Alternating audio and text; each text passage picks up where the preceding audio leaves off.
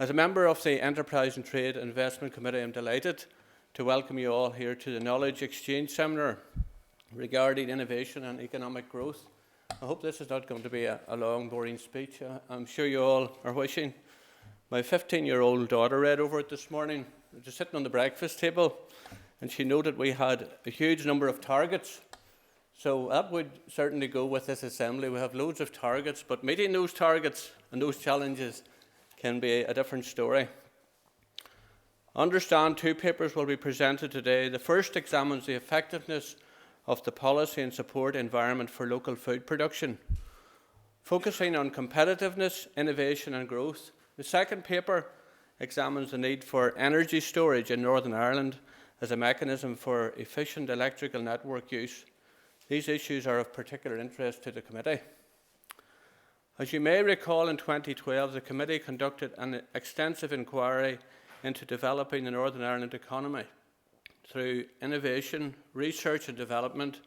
Amongst other things, this inquiry recommended that a clear vision for innovation and R&D should be developed and implemented. Since then, the Executive has published its innovation strategy. Its long-term goal is to ensure that by 2025, Northern Ireland will be recognised as an innovation hub and will be one of the UK's leading high-growth, knowledge-based regions which embraces creativity, innovation at all levels of society. So quite a target there. Through the strategy's implementation, the Executive seeks to foster knowledge, generation, exchange and exploitation. This is to be supported by cultural change, which the strategy defines as a step change in approach and behaviour in each of these areas. The strategy sets out ambitious targets for 2025, including increasing Northern Ireland's total R&D spend from 624 million to 1.2 billion, increasing business expenditure on R&D from 1.6% of GVA to 1.8%, increasing employment in the knowledge economy from 33,370 to 54,000, and securing a €145 million drawdown from the flagship EU innovation programme Horizon 2020, which I'm sure you all would admit is a real challenge. Most recently, in 2015, the committee has been conducting an inquiry into growing the economy and creating jobs with lower corporation tax. Throughout this inquiry, the committee heard evidence from a range of groups on how economic drivers could be improved in order to grow the Northern Ireland economy. The committee also has been advised during its inquiry about the importance of fostering innovation as a means of developing the economy. When on a fact-finding visit to Stuttgart region, a number of the committee members witnessed how the regional government there supported the development of competence centres for business clusters. These centres have been instrumental in encouraging continual innovation in the region's already successful industries. In May 2015, the Deputy Minister announced the establishment of an Agri-Food Competence Centre in Northern Ireland. As part of its ongoing inquiry, the committee will be examining the potential for applying the model in other sectors of our economy. Dating back to 2013 and 2014, the committee undertook an extensive review of electricity policy. This three-part review examined security of supply, electricity pricing and grid connections policy. It was instigated in part by representations made to the committee by large industrial and commercial electricity consumers about the problems and issues they face as a result of electricity pricing policies. And I would add to that, I think as a committee we're fully aware of the cost of energy and the challenge that it is to the manufacturing sector and continues to be a major challenge for this executive and one that they need to address. The committee heard evidence which demonstrated that competitive energy pricing is essential to attracting and retaining the large manufacturing businesses, all of which are essential to sustaining, rebalancing and growing the economy, as well as providing sustained employment. Both papers presented this afternoon examine the two different aspects of Northern Ireland's innovation landscape.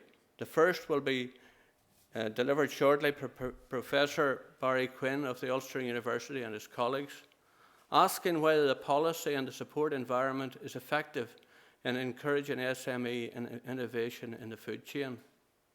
The next paper is to be delivered by Professor Hewitt and Dr. Griffiths, both from the Ulster University.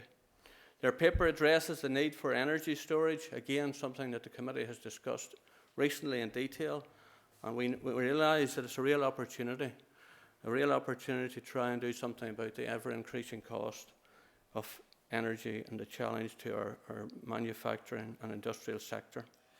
I'm going to speak to you about some research that we've been involved in over the last 3 or 4 years at the university around the policy and support environment for local food production, particularly looking at issues around innovation and growth in very, very small, micro-sized businesses. That research really, I suppose, the topic is timely because it reflects a growing consumer interest in issues around local food because of, well, we all know about the food scares in recent years. There's a greater movement towards local food. We can see increasing evidence that in our local supermarkets. Consumers have become more aware of authenticity and provenance and those sorts of issues and all the health benefits around that. Within that, very, very small micro-artisan food producers have a key role in contributing to that, I suppose, growing local food culture and scene within Northern Ireland. They can't grow and innovate completely in isolation. They need help and support from policymakers, whether it be local government, central government, or other support agencies, to help them overcome the barriers that traditionally will be associated with their type of business. There's smallness, lack of resources, lack of know-how, and so on. So those are some of the issues that we've been looking at in our research, and the presentation is going to focus really on the Look Food project, the European INTERREG funded project that we've carried out. So I'm going to, in this presentation, I want to tell you a bit about that project, the aims of it, what we did on the project, what our activities were, what we found out, and from that, what key recommendations would we make to those key influencers or policy makers that would help support and drive on the local food sector and business requirements of micro-artisan food producers who have a critical role, as I said, to play in the development of the local food industry. So the Look Food project, what is it? As I said very briefly there, it's an INTERREG 4 funded project. It ran from 2012 to 2014, just finished up really at Christmas time, and it's focused on trying to improve, change, influence policies and support for food SMEs in rural areas. And we focused then within the SME category on artisans or micros less than 10 employees.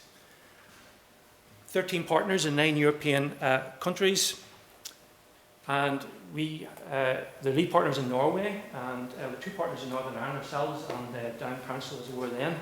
And our responsibility at the university was to oversee the whole methodology of the project, put in place a plan for data collection and analysis, and the exchange of knowledge and expertise across the regions. These sorts of projects, if you're not too familiar with them, the INTERREG 4C projects, so a key aspect of them is the exchange of knowledge and experiences and how regions can learn from other regions, how we can identify and share good practices and knowledge that would help the policy support environment in each of the particular regions. So we carried out analysis of existing policy supports, looked at what works, what doesn't work, where are the gaps. We also talked to producers themselves through a large-scale survey and also more on a one-to-one follow-up basis through interviews and meetings. And we also consulted very widely with a whole range of different stakeholders or policy influencers for the agri-food sector. We had a steering group at the university which oversaw the project and helped advise us on particular aspects. made up of ourselves, obviously, Down District Council, representatives from DARD and the Agri-Food Strategy Board, representatives from DADI, Invest, the Trade Association for Food in Northern Ireland, Northern Ireland Food and Drink Association, representation from NITB, and the Rural Network, the RDC. So a broad range of stakeholders helped advise us on key questions to ask various stakeholders, who to speak to, and so on, that would help inform the project. The project, as I said, was timely because there's a lot happening in terms of agri-food at the moment. It has been for the last couple of years, and that continues, with the Agri-Food Strategy Board going for growth strategy and the recommendations out of that. Although that didn't focus very strongly on micros and artisans, it was more focused on the export side of things. NITB's Naturally NI strategy, more of a focus on food tourism coming out of that. The Emerging Rural Development Programme, which will have implications for food artisans and micros. Northern Ireland, it's been recently designated as a European Entrepreneurial Region. 2016 Year of Food, and there'll be a lot of associated activities and events and a greater focus around food leading up to that. And also a number of programmes that have been developed more at local authority, local council level in recent years, focus on the particular needs of small food enterprises.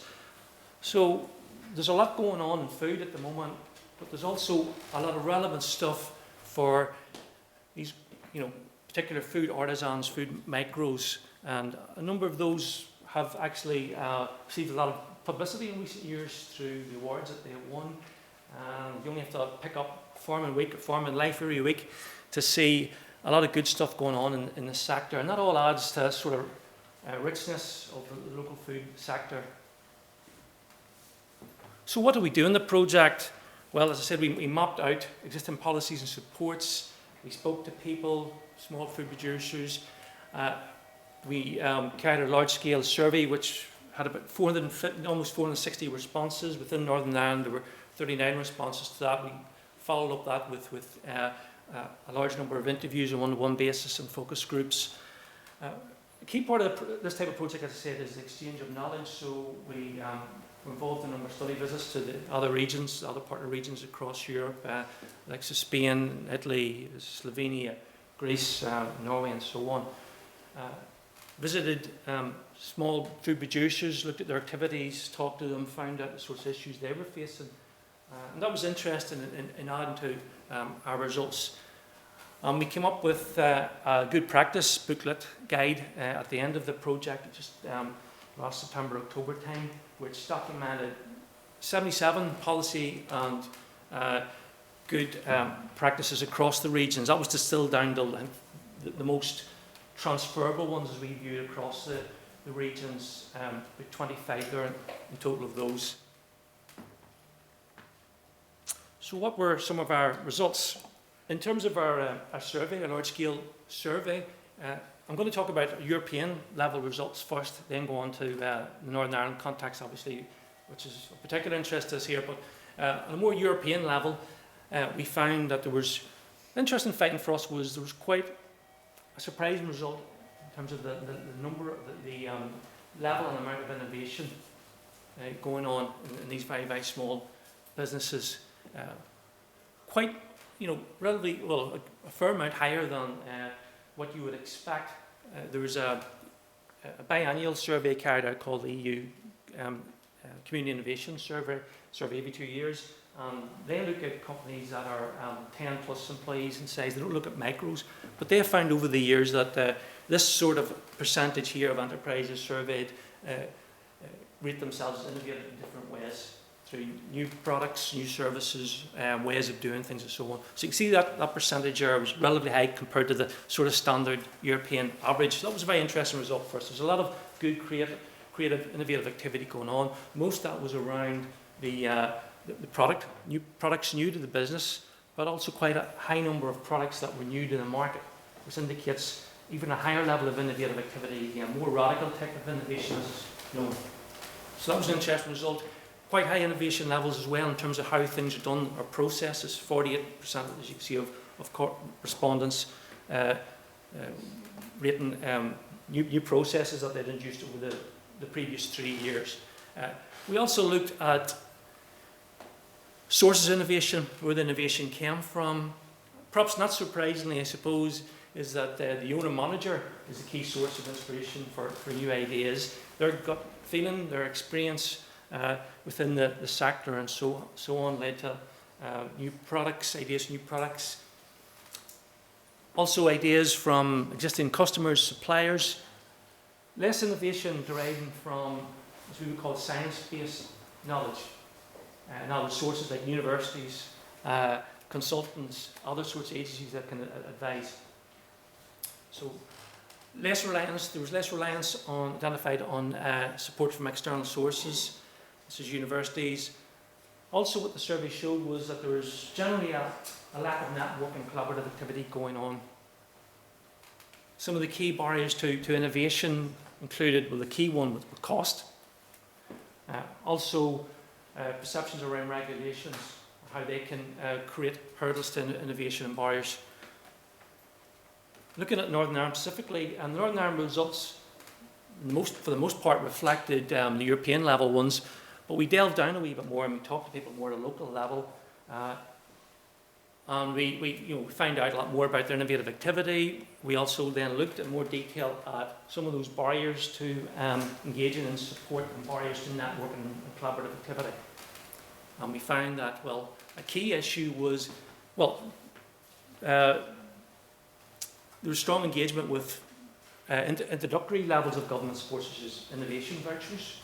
They're very, very popular, very successful, that scheme. Led to a lot of new product development activities and opportunities. More advanced forms of support weren't as observable. So many of those enterprises weren't moving on until more advanced forms like R&D support and so on, taking them to the next stage. There are a number of barriers to further adoption of support. A lot of these enterprises just simply aren't aware of what support is out there for them. There's quite a lot of support. There's some, well, for a lot of these enterprises, there's also maybe a lack of clarity about who they can speak to, where they can go to get support. So a lack of understanding around the available support, and a perception that regulations are quite strong, that regulations can be applied differently across council areas, that we here in Northern Ireland have a more strict regime compared to maybe other parts of the UK or even down south in the Republic. Those sorts of perceptions came out very, very strongly from our interviews with the producers.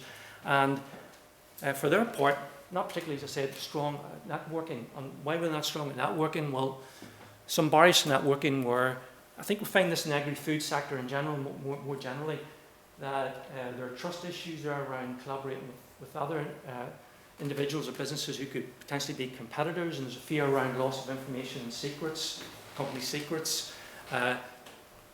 There's a failure maybe to collaborate with others who you see that maybe don't share the same values around the quality of the product, for instance, and you don't want to collaborate with potential partners who could endanger your product or quality in some way. Network sustainability is a key issue. So the small enterprise can get involved in some of these funded programs from local authorities and councils. But what happens when funding comes to an end? What happens to the networks? Well, they normally dissolve, disappear. So keeping those going, sustaining them is a challenge. Costs of engagement. Paying £300 a year to be part of a trade association or a member network can be deemed to be a prohibitive thing and a prohibitive cost that the company can do without. So cost of engagement and network is an issue as well. Out of some of that research then, we identified a number of policy programme and gaps. Should say that we also identified a lot of good things in terms of policy support. It's not all negative. But these were some of the, I suppose, gaps as we identified that could perhaps be addressed in the coming years to help support the growth of these sorts of enterprises. So I'll run through these very, very quickly, but the need for a more coordinated approach across agencies to clearly communicate what support is available, and we're seeing the start of that now through this marketing body that's been set up for the agri-food sector. Hopefully that will contribute to that gap. There's just a lack of data out there on food, on micro-food enterprises. How many are there in Northern Ireland? What are the activities? Where do they sell their produce? It's difficult to get that information. And the more data and information we can develop around that, then that can obviously only be a good thing in terms of policies development. We make evidence-based decisions then. Complex funding criteria for applications, bureaucracy around that, maybe the length of time taken back to inform these enterprises, of the outcome of the application, the need to foster more communication between food enterprises, small food enterprises, and these science-based institutions, educational institutions like universities. There's a gap there at the minute between small enterprises based in the rural communities and then the ivory tower type of scenario where the universities are deemed to be something that they don't normally engage with. Just need to, as I said, develop sustainable networks. And also, the last point, which I haven't really touched on to any great degree, is the need to provide more tailored support where possible to meet the particular needs of these very small enterprises. That obviously represents a challenge in that because of funding restrictions. But at local council level, we've seen examples through the likes of the SEED programme, that collaboration of councils that have come up with that programme to train and mentor small food producers. There's scope out there for, particularly local council level, of developing more tailored, customized programmes that will clearly address particular needs of these sorts of enterprises. Good practices, we identified, I said, 77. A couple of things just to highlight about those very quickly. It was interesting to see in other regions across Europe how they sought to support the small food sector. And a number of these good practices addressed a number of multiple objectives, really. So on one hand, they maybe fostered networking between producers or between producers and other players in the supply chain.